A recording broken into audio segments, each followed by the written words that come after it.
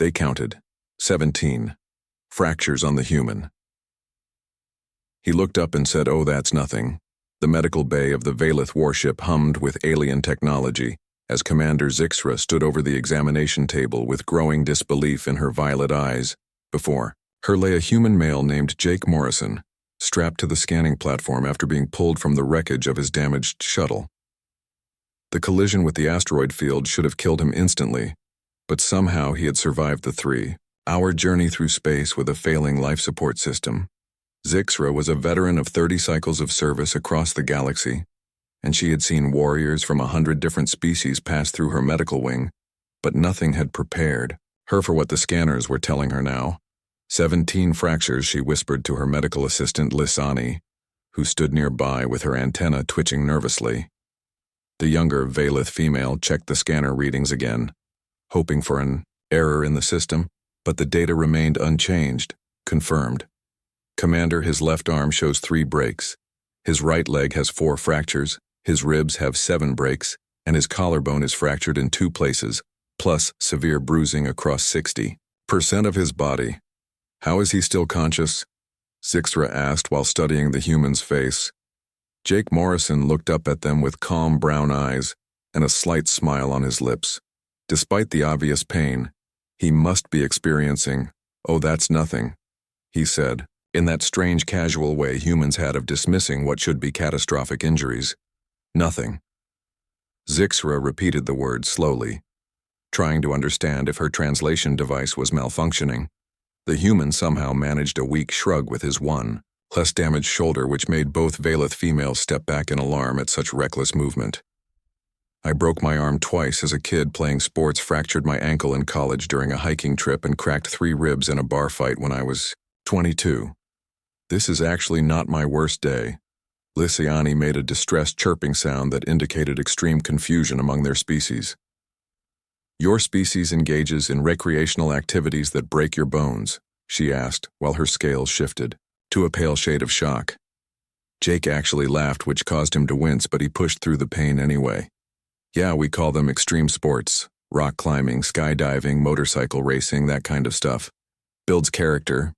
You know, character." Zixra felt her understanding of humans beginning to shift in a fundamental way. She had read the reports about human durability, but reading data and seeing it firsthand were entirely different experiences. The human looked around the medical bay with genuine curiosity despite his condition, as if he was more interested in the alien technology than his own suffering. "So when can I get out of here?" he asked cheerfully. "I have a cargo delivery to make to the frontier station, and my company doesn't pay for late arrivals." "You cannot be serious," Zixra said while her crest flattened against her skull in disbelief. "You have 17 fractures, internal bleeding, and your body has experienced trauma that would kill most species before their heart stopped." Beating Jake considered this for a moment, then nodded as if she had just told him about a minor inconvenience rather than life-threatening injuries. "Okay, so maybe a couple days of rest? Then can you patch me up with whatever medicine you guys use? Your species pain tolerance is abnormal," Lissani stated while running another scan. "The readings show your neural receptors are firing constantly, yet you show no signs of shock or system failure." Jake shrugged again, despite both aliens making urgent gestures for him to stop moving. "Humans produce adrenaline when we are hurt or scared. It kind of numbs the pain and keeps us going long enough to get to safety. Plus, I took a first aid course once, so I knew how to slow the bleeding and keep my broken bones from moving too much." He said this as if it was the most normal thing in the galaxy while Zixra tried to process the information. Her species would have entered a protective hibernation state after the first 3 fractures to allow their bodies to heal. But humans apparently just kept functioning through sheer stubborn determination. The commander made a decision, then bringing up her communication console to contact the ship's captain, Captain Vorton. "We need to discuss the human passenger," she said when the holographic image appeared. The male Valith captain listened as she explained Jake Morrison's condition and his casual attitude toward injuries that should have been fatal. "This confirms the reports from the border worlds," Vorton replied with his scales shifting to an interested green color. "Humans are more durable than we initially calculated, and their psychological resilience matches their physical tolerance.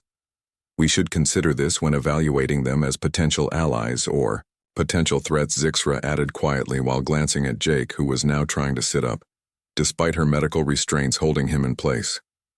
"Hey, Doc," he called out, using the human term for medical personnel. "Any chance I could get some water and maybe something to eat? I haven't had a meal since yesterday morning and I'm starving." "You are starving," Lisani repeated in amazement. "Your body is trying to repair 17 fractures and you want to consume nutrition." Jake looked confused by her surprise, as if the concept was perfectly logical to him. "Well, yeah, healing takes energy, right? So I need food to help my body fix itself. Makes sense to me."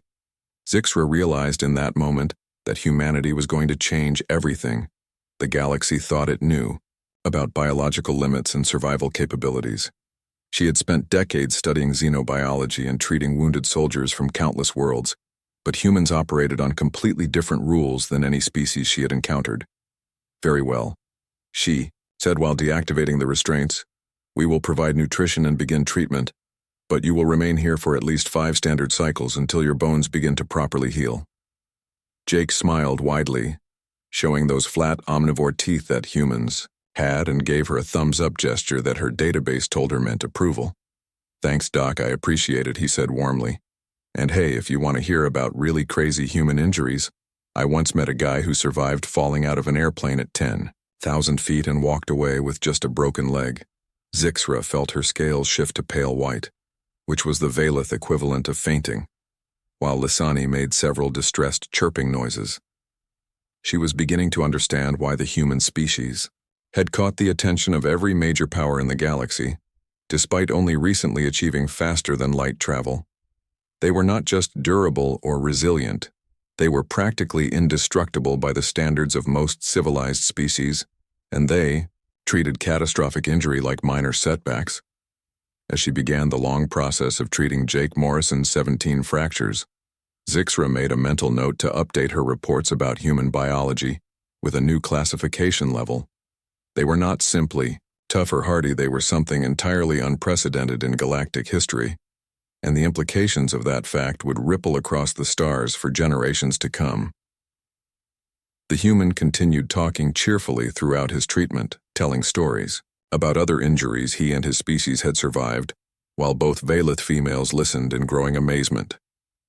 By the time they finished the initial bone setting and administered their advanced healing serums, Zixra had formed a new respect for humanity.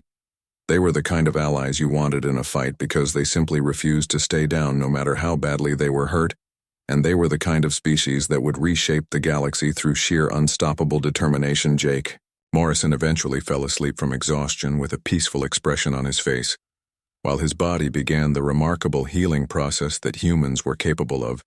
Zixra watched over him for a while longer, contemplating the future of human and alien relations before finally leaving the medical bay to write her report.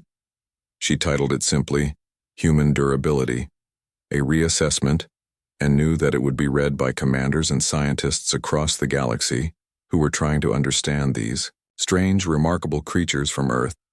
They had counted 17 fractures on the human, and he had looked up and said, "Oh, that's nothing," with complete sincerity. Zixra believed him now, and that belief changed everything.